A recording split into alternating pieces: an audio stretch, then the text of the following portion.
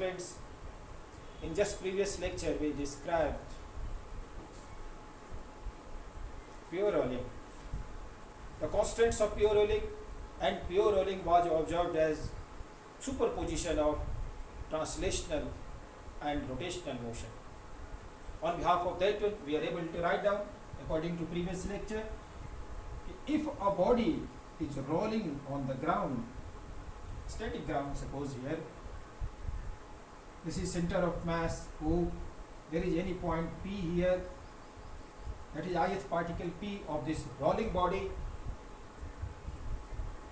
in given axis system, that is x, that is y, then we can write down velocity of this P with respect to ground or this coordinate system, which is a static, Vp equals to velocity of center of mass Vo, O is center of mass here, plus omega cross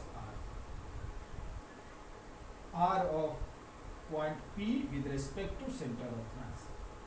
This way. In the same way, linear acceleration can be observed. Linear acceleration, translational acceleration of any ith particle P will be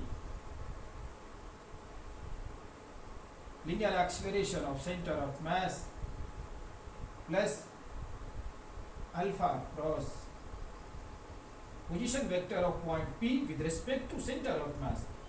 With respect to center of mass, I am taking this one O prime because O is taken as center of mass, so I am taking this one. Okay. This is superposition of linear acceleration of center of mass and rotational acceleration, linear acceleration due to rotational motion about axis passing through center of mass, and velocity is also in the same way. By using this one, we will find out velocity of different particles when body is performing pure rolling. Okay, we are taking example. Suppose velocity of center of mass is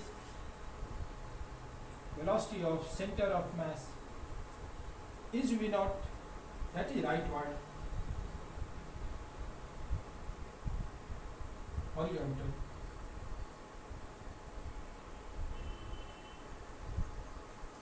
Simultaneously, angular velocity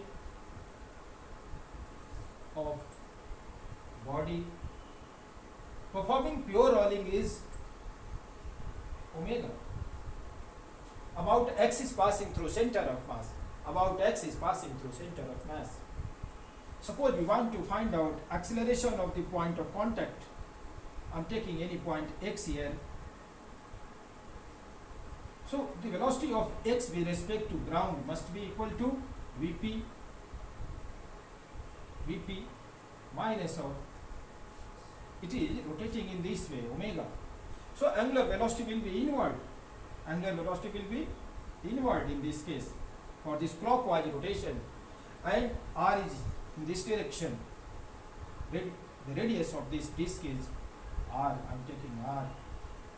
So omega cross r, omega cross r, omega is inward, r is downward, omega cross r will be in this side, and we can have minus of, sorry, I am taking in this way, omega cross r, but this Vp is V naught, omega cross r, omega r sine theta, sine 90 degree, angle between omega and r is 90 degree, so we will have just minus V naught minus r omega will be velocity of point x. But when body is performing pure rolling, you know, V naught equals to r omega. That's why velocity of point of contact will be 0 if this contact point is in rest with respect to ground. That will be 0. In the same way, velocity of the top t, velocity of this top point t will be V naught plus omega cross r. Here that is V naught right word. If I write down magnitude of this t, omega cross r will be also in the same direction by vector algebra, and r omega will be Vt Their magnitude will be written in this way because both vectors are in the same direction, rightward horizontal. But V naught equals to R omega, so we can write down either 2 V naught or 2 R omega. 2 R omega. In this way, you can find out velocity of any particle. But there is another way also to find the velocity. What's the way? When body is performing pure rolling and this point of contact is not slipping, that ground is in rest, then we can assume this motion as pure rotational. This can be assumed as pure rotational about axis passing through point of contact horizontally. This point, instantaneous axis of rotation. This axis will be passing through point of contact horizontally, and about this one, every particle will be assumed performing pure rotational, not linear, with same angular velocity as it was rotating about the axis passing through center of mass.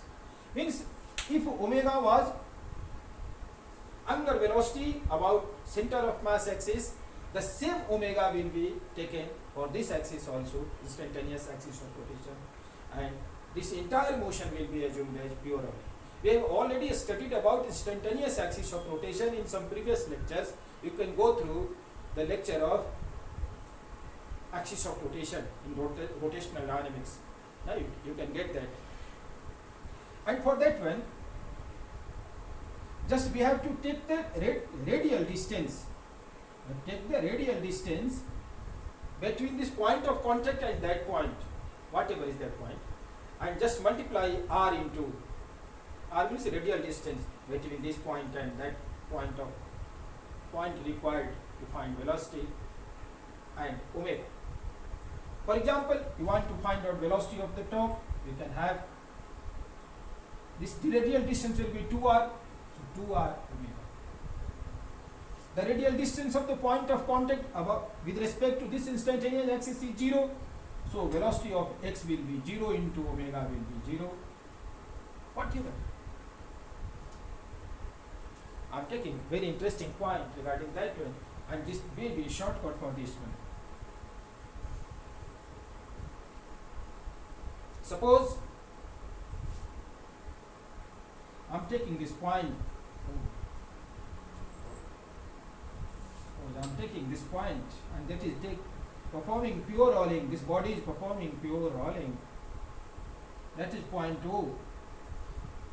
This is instantaneous axis. I am taking x. There is any point P at theta angle. At t equals to 0, P was in contact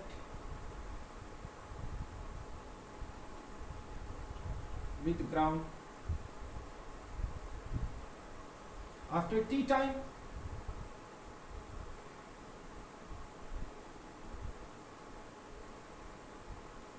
it reaches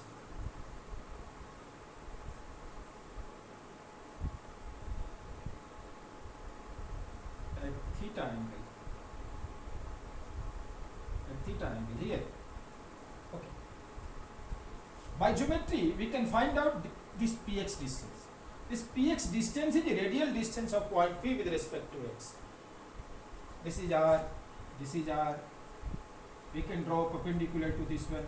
This will be theta by 2, and this distance can be had as r sine theta by 2. So this px is radial distance, r with respect to P will be 2 radius of the disk, or sine theta by 2.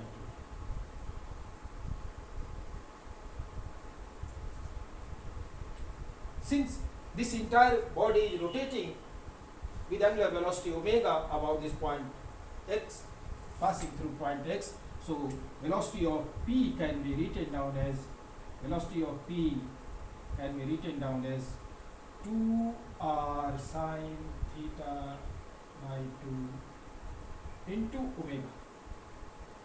Means we can have 2r omega sine theta by 2.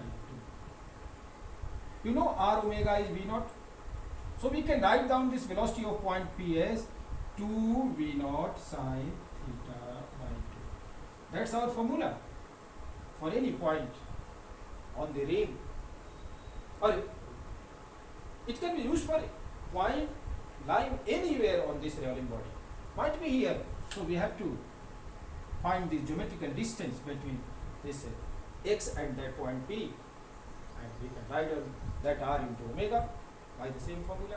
But if it is at the ring, we can write in this way, or again we can write 2 v naught sine theta by 2. In terms of time, we can have 2 v naught sine theta is omega t by 2 sine omega t by 2.